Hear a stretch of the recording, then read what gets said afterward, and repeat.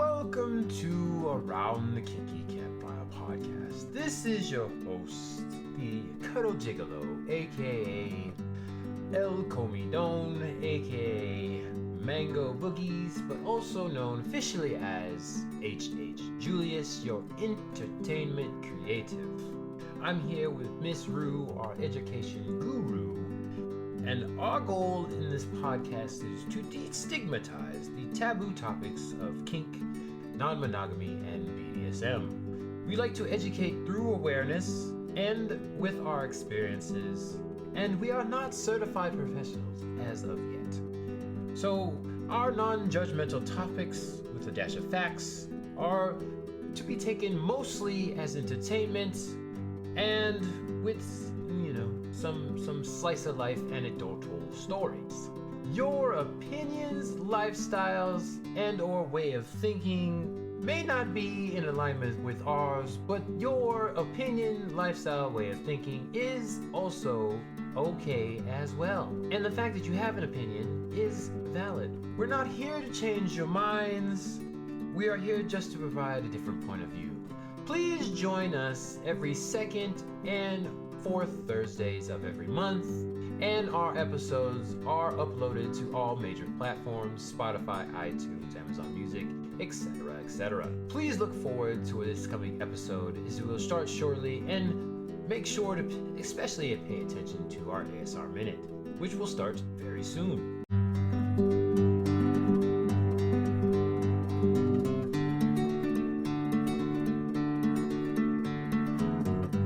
Welcome everyone back to the podcast that is kinky, the podfire that is amazing, Around the Kinky Campfire, the Pillow Fort Sessions. This is your host, El Comidine, Cuddle Gigolo, Senor Taco Knuckle, Fresno Bob, or HH Julius, or just Julius for short. These are the Pillow Fort Sessions, where there will be a quickie session where I deep dive into a specific topic, get down to the nitty gritty. Just me, myself, and I. I will have a topic of the day, which I will go through and explain to you. Today's episode is going to be a little bit different, but I will get into that as I go through our favorite 5 seconds, the ASMR 5 seconds. Today I'm drinking, not sponsored, sparkling iced caffeine tropical punch, which is amazing. 0 sugar, caffeine, energy drink. Doing a bit of an energy drink today, as it's early in the evening when I'm recording this, and not ready for the adult beverages as of yet. But here we go. 3, 2.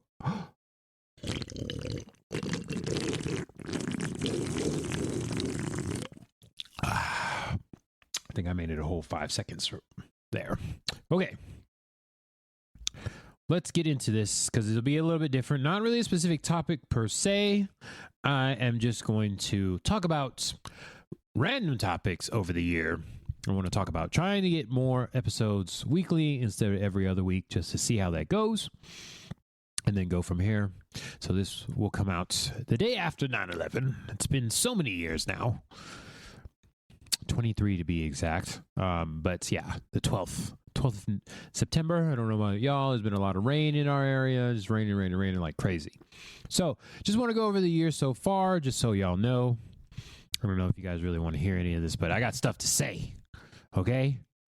The year so far. So we've had a little bit of a break. As you can see, it's been mostly me going along, but I want to try a little something different going on into the next year. Hopefully get some guests coming in here, get my interview skills going so you guys can enjoy that, do a little bit of riffing. I don't even know if this episode is going to be as long as it usually is. It's just interesting because I've done a bit of a soul journey, solitudinal solo journey this year so far. Just trying to get into solitude. You heard me speak before about solitude versus loneliness. So yes, we want to deep dive into the solitude. Meditation is a thing. I probably should do an episode on that just to get meditation from my point of view. So many different types of meditation that people don't realize. There's over 100 different types of meditation. So if you are one of those people that are naysayers of meditation, it's like maybe you're just it's more self-aware than other people, but it's like that's practice for being uncomfortable. So get comfortable being uncomfortable. Whole point of meditation is going to a place that you are uncomfortable being. I mean, most of us just have trouble just sitting for like 5 seconds, let alone 5 minutes. Hopefully you get to 20, 30 minutes. That's usually the goal, about as long as you need to meditate for positive effects. So say the smart people. I'm just passing along information. Hence the name Julius. If y'all don't know, Julius comes from a little game called Paperboy on the not the SNES, NES, original Nintendo Entertainment System. Paperboy was named Julio. People don't know, so I just took it from that because I'm not all the way Spanish. I'm part Spanish, but not all the way. So Julius was part of the thing. So that is my male persona, Julius. And yeah, so that's where I get that from. But that's all part of my solo journey that I've been doing so far, for the most part. Have my ups and downs with the poly life, but 100% glad that I found poly life so far.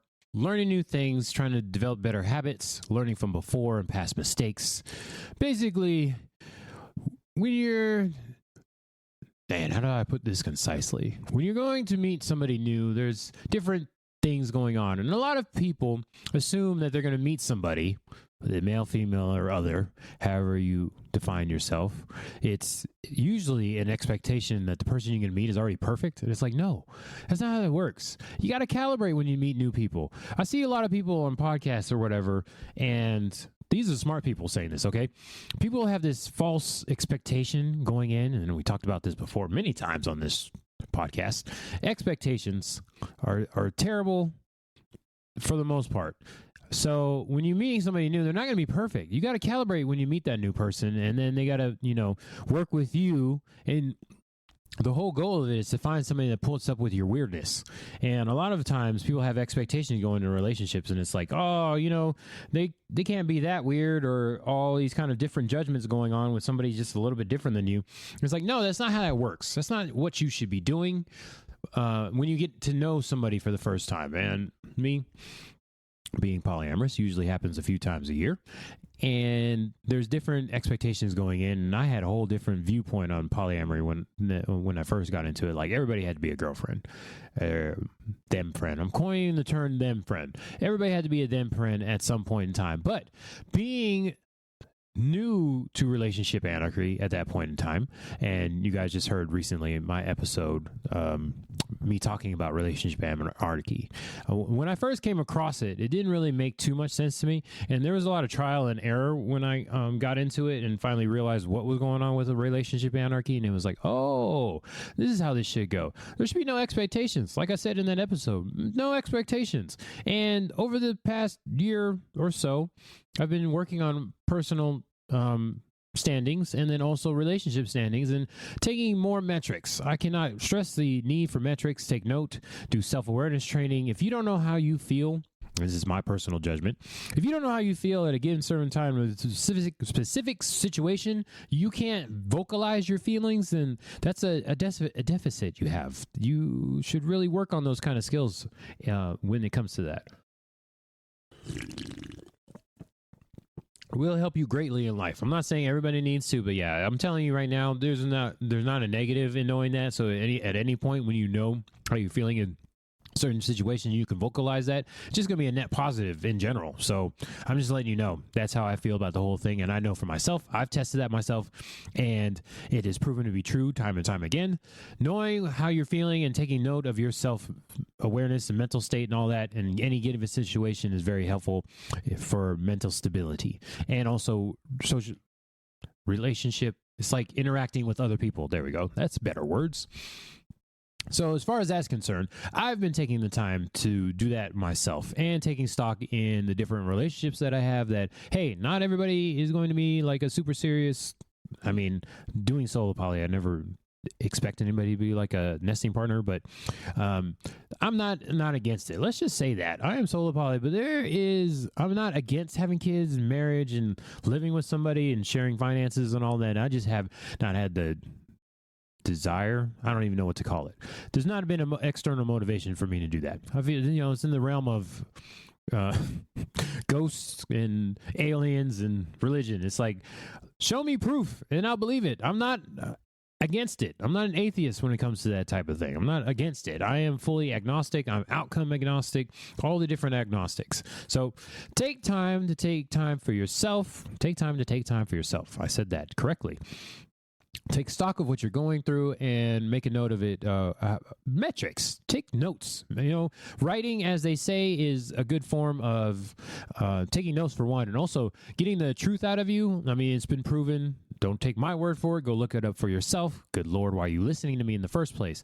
There are studies that show that writing is easier for you to get the real parts out of it. There's less of a filter, less of a wall up there. A lot of us filter what we say all the time, and sometimes our thoughts don't come out like we want them to, but writing apparently is a lot easier for free thinking and getting all the truth out and all the stuff that you have buried in. So journaling is a big thing, writing a diary, all those different things. So I know I need to take notes at times because I just forget what I'm going to say, whether I'm going to talk about something or write it down. So notes are very helpful for me. And also remembering where I put those notes. Hey, neurospicy people, you know what I'm talking about. Books and sticky notes and everything. And it's like, what does this all mean afterwards? It's just a blah. So I've just taken time over this year or so to step back. I don't know how to step back. Not rush ahead. Go in turtle mode rather than rabbit mode when it comes to developing relationships. Just let them be. Working on those expectations, because a lot of that stuff, unfortunately, is a habit. It is a habit that was reinforced early or not reinforced.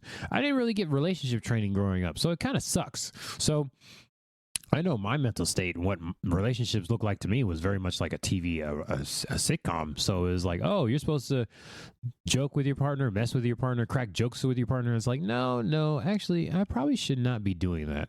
More like cheerleading for your partner. And I know a lot of people don't realize this, and it's like a newer concept. There's like a couple concepts that are newer. Like when your partner it's a rant. When they rant to you and tell you what's going on with their life, you don't need to fix anything. The best thing you can do is sit there and listen non-judgmentally to what they have to say and be like, I hear you, and that must be rough, and I am here for you. I hear you, and I'm here for you, no matter what. Those few words, those couple of phrases are just all that they probably need to hear. That's it. They don't need to fix. We don't need to kill Donna at the office because she, took your sandwich out the fridge and ate it herself or something. I don't know. Talk badly about you. There's no need for fixers. That's not something people need. Just to be able to get stuff off your chest, vocalize it, connect, that way, and then move on from there, and that's it. Over and over again, really. And that's all they need. I know that's one thing I had to experiment, get wrong, and then realize, oh, okay, that's how that works. I don't know about y'all, but Julius is very much hard-headed. So even if somebody tells me something, this is why spoilers for movies and TV shows don't work on me, because you can tell me all the details. I'll still go watch it. That doesn't do anything for me. Spoil it all away. I'll still go watch it for myself and make my own opinion, because usually most spoilers suck. They don't give all the information. And I don't know if y'all know this, but they will regularly put scenes in trailers that are not in the actual movie. It has been a known thing for now. If you have not been paying attention, that's on you, but 100% been a thing, and it's still going on. I mean, Deadpool and Wolverine, they had a couple in the trailer that was not in the movie. So I don't care about spoilers or anything like that. Tell me all that. I'm hard-headed. I need to go try it for myself, see if it works. You can tell me all you want. I can go to schooling for it, but I'm still going to try it for myself. It can be a proven thing. I need to figure out the law of relativity for myself. I got to go travel to the stars and come back and see how much everybody else has aged before I believe it to be true. I don't know. That's how hard-headed I am. Slightly a joke, but also kind of partially true. Like a 2080 type of thing. So my dating life has been slow at times, just letting things kind of develop on their own, see if feelings generate or not, and just try not to reinforce all those bad habits, which is usually due to insecurity, especially I know that for myself as well, and I'm starting to be able to see it in other people. But it's not my job to correct them. Only help them if asked. No, unsolicited advice is a horrible, horrible habit to have, and people should stop doing that, really. And nobody asked for your opinion or help or anything, so, go ahead and let that. And I know some people are like, well, you know better. No, I don't. I've taken stock of my energy, and that is a deficit on my part to do that. So if it's not going to be beneficial to somebody, then I'm just not going to do it. Also, I've started volunteering in different spaces more often, just trying to get out of my social shell. Speaking of social shell, just trying to get out to events and just actually talk to people instead of like put my phone up or something. That's one of the things that the smart people say. If you're trying to be more sociable, put your phone away. Do not bury your face in your phone. If you see somebody on your phone, you know what I'm saying, just take it from a different point of view. If you see somebody on your phone, you probably don't want to go up and talk to them because they're on their phone. So that's like a stay away type of thing. And then also like people with their headphones in their ears. I understand like headphones are cool and everything, but that's another thing to like keep people away and stop talking to you is when that's going on. So a lot of people, going out there and trying to make friends, like a friend deficit. There's people in the millennials out there, the Gen Zers, like, I don't have any friends, is because are you being sociable? And also, are you using the steps to work on social skills? Again, I will say this over and over again. We'll beat this horse till it's dead and deader. Social skills. They are learned behaviors, learned habits. You can work on them, people. This is a thing that can be done. I'll say this over and over and over again. You can learn these things. You have to actually work on them. Talking to somebody recently, and it's like, I went out and got a hobby, and I still didn't. I was like, I have so many more questions. What exactly are you doing? And then it's always the thing again, I practice, and nothing changes. It's like, are you informed practicing? Are you going back and looking at the quote-unquote game film and seeing what exactly you're doing wrong? Are you changing anything? Are you just doing the same thing over and over again? I will say again, doing the same thing and expecting different results is the definition of insanity. Pretty sure I've said that a few times on this podcast. People don't understand this. It's like, oh, okay, that's very interesting. You tried, but did you do an informed practice? Gotta look back and see what you did and try different things. It's not doing the same thing over and over. It's not really gonna help. Oh boy, you gotta have informed practice. It's just one of those things. It's hard to get through. And I want to applaud the people that go out and try different things in first place. Good job on that. Yes, please. I don't want to sound condescending or anything. Actually, make note to say good job on that. But we gotta eventually at some point. Try it for a couple of years, I guess, and then see what happens. But eventually, we gotta try new things and see if those work as well. I know, with the volunteering thing, it gives me more opportunity to be social, especially if you're like hosting a thing or helping host a thing. It's like, oh, okay. People are going to ask questions, which I like. I will receive more questions than go and ask questions. I've always been a better like retail person, service industry, where people come into a place and then they have questions and they're looking for something. I'm the go get it guy. I will unlock the case and point you in the right direction. I'm not the person to go knock on somebody's door randomly, especially if it's their house, their home door. I'm not a salesman whatsoever. I do not sell anything. Ask me questions. I'm a kiosk. I will point and answer all those different things. But I'm not the one to go seek people in general, but I'm trying to learn how to do that. Just a simple, hey, how you doing? I'm Julius and I like this and that. I'm practicing making a note when I go out in social events, just at least saying, hey, how you doing? I like your thing, whatever. Just give a little compliment. I'm Julius. Nice to meet you. That is literally all you have to say. And it's a whole lot easier if it's actually just a specific social event. Like that's the whole point, is people being social. Hopefully you can find a singles one in your area. That'd be nice too. But just going up and talking to people, that's it. Everybody has feelings. Yes, everybody's anxious and nervous and all those different kind of things. Self-deprecating ones.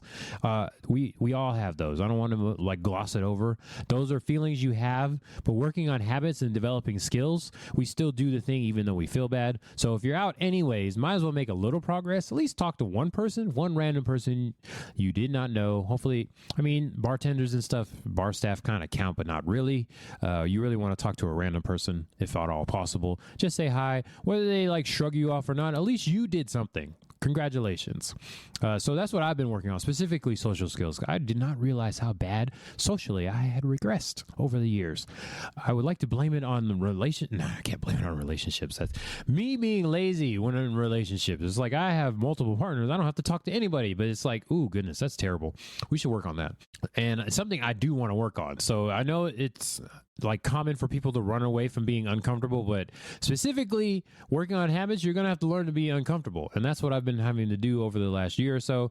I kind of went into social situations where interactions were not expected, but happen more frequently. The chances of them happening were more frequent, I guess you could say.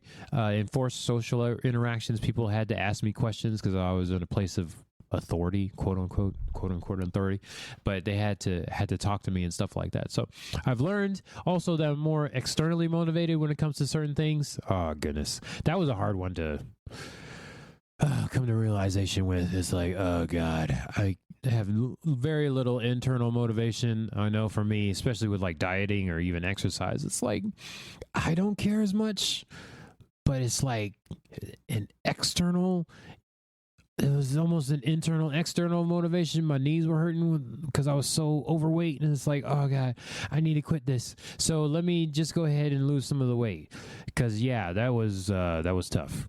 Walking around that heavy. So now my knees feel better and my back feels better, those kind of things. So I just learned that I've come to terms with the fact that I'm more externally motivated than I'd like to be. Unfortunately, I feel like that's more of a nature versus nurture thing. I don't know how to change that or verify that. I got to look up a research paper on that. But yeah, that's a hard thing to do. So going to things that give me external motivation is something I had to realize. I'll probably do a episode on that. I don't know if I've done motivation just of yet, but some people have that external motivation versus internal motivation type of thing. And I feel for you people. Yeah, because those of us there are the ones that just kind of go to a job. Could be technically a career, but it's just we're doing it is because, and then don't really have anything going on at home. It's like, oh man, hobbies are a thing, people. Even the smart people say this as well. You should have a hobby, something you do for pleasure and their leisure. There's all different kinds of definitions. I just know for me, I need something that holds me accountable on a weekly basis. Because, yeah, every other week is not enough. It needs to be at least weekly. And then somewhere I have to be scheduled time. So it can't be just something that's up to me to do whenever it doesn't work. I tried that for a couple of years. Just does not work. So having a routine gives me better mental stability. It's just something I need. And then also having a group of people count on me or need me there, that type of thing is just something that I've come to realize over the last year. So with all of that, why is it relevant to y'all? I'm not really done, but I just want to stop right here and say why it's relevant and why I'm glad you've listened so far to me ranting, I guess, getting all those thoughts out, whatever you want to define this as. Is that hopefully you'll be hearing more of me and more stuff going on in the content creation world. If you've not gone onto the Instagram Campfire Kinksters, Campfire with a K, please join on there because if you've not been noticing, there has been more stuff going up. If nothing else, it'll be a trailer for the episode for the week, usually like Tuesday or Wednesday or so, it's a snippet, a bite before the actual episode drops on Thursday. Still dropping episodes Thursdays. Hopefully every Thursday. That would be nice. But stuff is evolving, so hopefully it'll be a little bit different, more so going on than just me talking. I would like to interview random people and their lifestyle journeys, especially if they're doing relationship stuff, and definitely going to be BDSM kink stuff related. The Venn diagram is going to be in there. There's going to be some form of kink and BDSM there as well. So don't you worry about that. Even if they're not fully in the lifestyle, especially if they're a newbie to it, then we'll ask them questions and help them along in their journey. Hopefully it'll be similar questions that you guys have. But I'm working on getting more stuff out there because I'm such a like avoidant person in general. Still working on that as well over the last year, but being more vocal in general and just letting my inner thoughts come out, and then working with other people and asking them questions. So building on those social stuff really helps with trying to ask people to do like interviews and guests and stuff like that. So that's why I wanted to talk about this kind of stuff with y'all. Working on those different things. Not so much foreshadowing, just let you know what's going on in my mind and why I'm talking so much on the social stuff, especially with the dating stuff, because I know for me, all of that stuff is relevant for me as being a part of the polyamory community. And I know on like the polyamory and the non-monogamy Reddits, people always ask the question like, I can't find partners, but my partner can, or I can find partners and I want to help my partner, but it's like, are they doing any of the skills? I would love to do like a deep dive, especially on like online dating and the dating apps in general. Is like, there's a certain way you got to do that. You just can't put anything on there and expect to get matches. That's not how that works. And I'll just tell you right now, those are people that identify as male and those people that have identified as female all have similar issues. So it's not just women can find all kinds of partners. No, that's not the type of thing. I've found on the Reddit that it's also the women that have trouble finding people as well. And it's like, it's not a gender thing. It's a social thing. We got to work on these social issues, people. You're not going to find partners if they, you sitting around at home. That's not how that works. You got to get out. And I'm not even saying that. The smart people are saying that. I mean, a lot of them are like been married for years, so I don't know I mean, they're going off of other studies too. That's the point now. There's actually papers and experiments done on this stuff. You can't be super social being sitting in the house all the time. You got to go out and meet people. I understand there's like Discord and like online communities and stuff, but it's not the same as going out and talking to somebody. You're not going to get the nonverbals and stuff like that. Talking on the microphone is not really going to help you with the nonverbals and actually like seeing the look on people's face. This is something I recently learned too. It's like, oh, that's why I knew something was off with just going and talking to people on the internet. You're not like, you can't get nonverbal cues from people when you're talking to them over video chat. Kind of helps, but it's like, it's not the same as in person. You're not, I mean, especially these hypervigilant people like myself, not have issues with all that. It's hard to talk to somebody over the internet rather than in person. Plus, you're going to be in a group of people, so there's usually going to be multiple people talking, and then that skill of like getting your opinion out like in a group of people and then interacting in a large group is going to be way different in person than it is online. Just how it is. So hopefully can talk more on that, because I will do episodes and deep dive on that as well. From a personal standpoint, especially because I've gone out and tried these things and I've taken notes for myself. It's like I've learned the different things from like the experiments and the research stuff, and then also listening to people on podcasts and videos and all that, and TikToks and all those different things, shorts and everything. And it's like, this is what you got to do to be more social. So I'm going to spread that to you guys and let you know that I am actually trying it myself. I just haven't come across people that are going out there and trying it, except for quote unquote pickup artists. And it's like, okay, that's a different kind of thing too, because those of us in the queer and the BDSM community doing things a little different. You're trying to just hook up and get numbers. It's like we're trying to, go out, might have play partners or something like that. So it's a little bit different. So from my perspective as being part of these different communities and going out there, especially the demisexual part of it, because I'm not trying to have sex with all different kinds of people. I'm more of a watcher than a doer. So that comes into play as with that as well. It's, the whole thing of not really trying to reject people, but it's like, I'm not trying to have sex or play with you, but we can have a conversation and talk about it later. Maybe in a couple weeks or something we can touch skin, however that comes across. Yeah, so there's that. That's pretty much all I have right now so far. And then next week, hopefully, fingers crossed, or if not the week after, back into another deep dive specifically on a specific topic, on a specific topic that's going on right now. Hopefully this was not just a rant and it was helpful to people knowing the stuff that's going on and the motivations for the episodes that you're hearing and getting all in there. I would just like to say this is still Pillow Fort Session specific. This is Pillow Fort Sessions Pillow Fort sessions are for practice on classes I like to teach. Definitely going to be focusing on relationship anarchy and primal. Y'all seem to like that. I've gotten a lot of good numbers from those episodes, so definitely going to talk more about that hot topic that people don't really know about, but doing more and more deep dives on that, and coming up might see like a, I don't know, PowerPoint presentation or something. I don't know. TED Talk over. That's it for now. This is El Comidon, the Cuddle Gigolo, Senor Taco Knuckle here, or HH Julius, or just Julius for short. This has been another episode of the Pillow Fort Sessions from Around the Kinky Campfire podcast. Come check us out again, as I said before, on Instagram, Campfire Kinksters, Campfire with a K. And most Thursdays there will be a new episode. Hopefully, but we're going to keep our fingers crossed for the rest of the year. We'll see how that goes. But for now, hello.